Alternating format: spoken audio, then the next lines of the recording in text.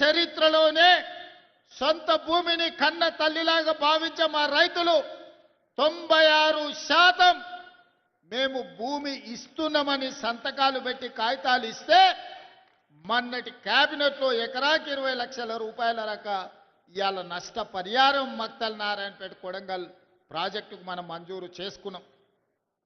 దాదాపుగా 5,000 కోట్ల రూపాయలతోటి 1,15,000 ఎకరాలకు కృష్ణానదిలో నికర జలాలను వాడుకొని మన పక్క నుంచే నీళ్లు పోతున్నా మన భూములు ఎడారిగా మారి ఎండిపోతుంటే ఈ 75 సంవత్సరాల ప్రజాస్వామ్యంలో మనకు నీళ్ళు ఇవ్వాలన్న ఆలోచన చేయలే. అందుకే ఈనాడు రైతులను కష్టపెట్టకుండా రైతులకు నష్ట పరిహారాన్ని వాళ్ళు అడిగినంత ఇచ్చి ఈనాడు భూసేకరణ చేసి పనులు ప్రారంభించుకుంటున్నాం. నాకు నిజంగా జీవితంలో ఒక గొప్ప సంతోషకరమైన వార్త, మక్తల్ నారాయణపేట కొడంగల్ ఎత్తిపోతల పథకాన్ని ఇక పనులు మొదలు పెట్టుకోబోతున్నాం. నేను మా రైతాంగ సోదరులకు ఒక మాట చెప్పదలుచుకున్నా. కుట్రలు చేసేటోడు ఉంటాడు, కాళ్ళలో కట్టెలు పెట్టేటోడు ఉంటాడు, నల్లి కుట్లోళ్ళు ఉంటారు, నల్లి కుట్టినట్టే కుట్టి మంచంలో దాచుకుంటారు. మనం ఇప్పుడు గిన చేసుకోకపోతే ఇక జీవితంలో ఎన్నడూ రాదు.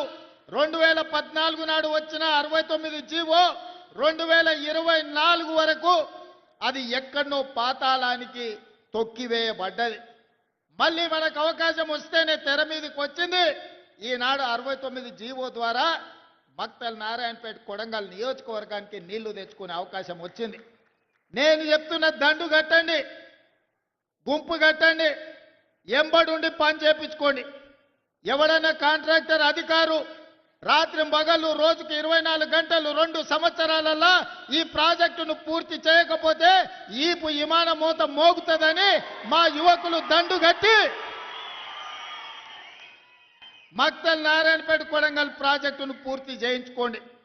ఏ రాత్రి అయినా ఎన్ని కోట్ల రూపాయలైనా ఈ ప్రాజెక్టును పూర్తి చేయడానికి మీ సోదరుడు, మీ కుటుంబ సభ్యుడు, మీ పాలమూరు బిడ్డ తెలంగాణ రాష్ట్రానికి ముఖ్యమంత్రి ఉన్నాడు. వడ్డించేది నేనే. ఏ వరుసలో కూసున్నా మీరు ఆశించినంత వడ్డించే బాధ్యత నాది.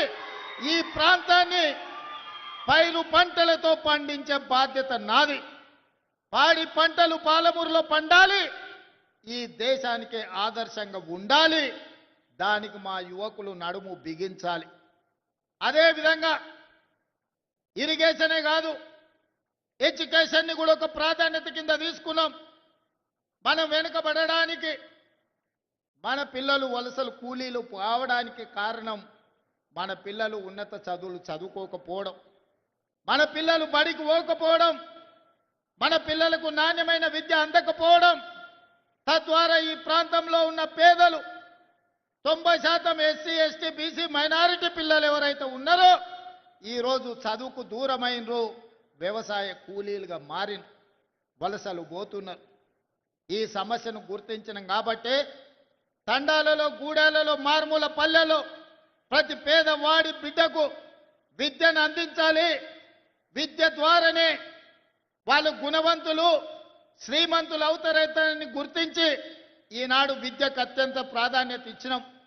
అందుకే ఈనాడు ఈ జిల్లాలో ప్రతి నియోజకవర్గానికి young India integrated residential school అని ఈనాడు మక్తల్లో కూడా పనులు ప్రారంభించుకున్నాం.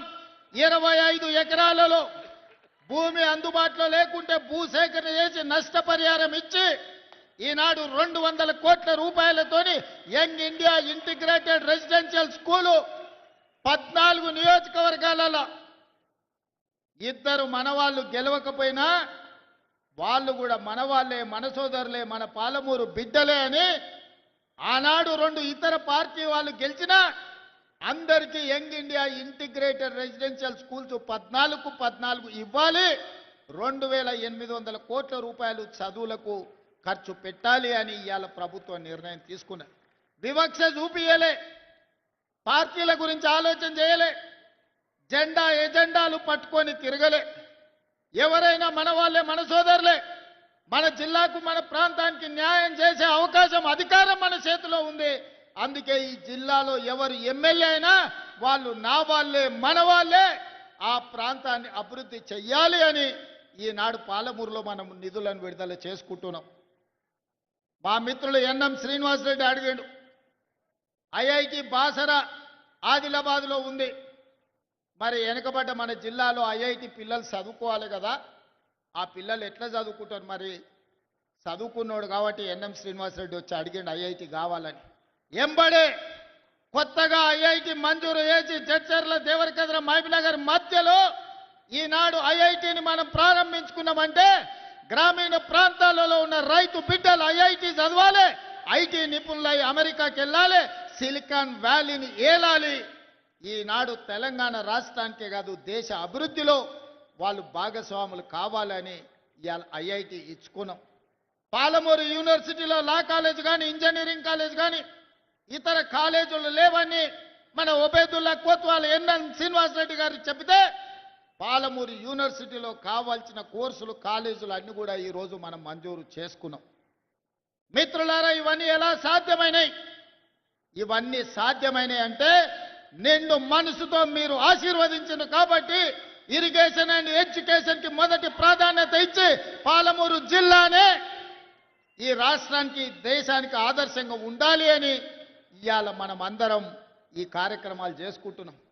రాజకీయంగా తీసుకోండి, ఇవాళ సీతక్క చైర్పర్సన్ అయినా, జూపల్లి గారి మంత్రి అయినా, శ్రీహరి మంత్రి అయినా, నేను ముఖ్యమంత్రి అయినా మీరు అండగా ఉండబట్టే ఇవాళ ఈ జిల్లాకి ఇన్ని పదవులు వచ్చినాయి. ఇవాళ మీరందరూ ఆశీర్వదించబట్టే మన ఆత్మ గౌరవంతో పాలమూరు జిల్లా తలెత్తుకొని నిలబడే పరిస్థితి రాష్ట్రంలో వచ్చింది. అదేవిధంగా ఈనాడు విద్య విషయంలో కానీ, సాగునీటి ప్రాజెక్టుల విషయంలోనే కాదు, మా అక్క లీడుండ్రు, మా అక్కలతో చేసేపు మాట్లాడుతానే, మీతో మళ్ళీ మాట్లాడతా. అక్క ఎన్నడన్నా అమ్మగారింటికి పోవాలన్నా, అమ్మవారిని దర్శించుకోవాలన్నా బస్సు కిరాయి పైసలు ఇంటి ఆయనని అడగాలి. ఇంటి ఆయన లేకపోతే కొడుకుని అడగాలి, వాడు పిల్లగాడైనా. ఇక వాడు ఇప్పుడు కాదు పో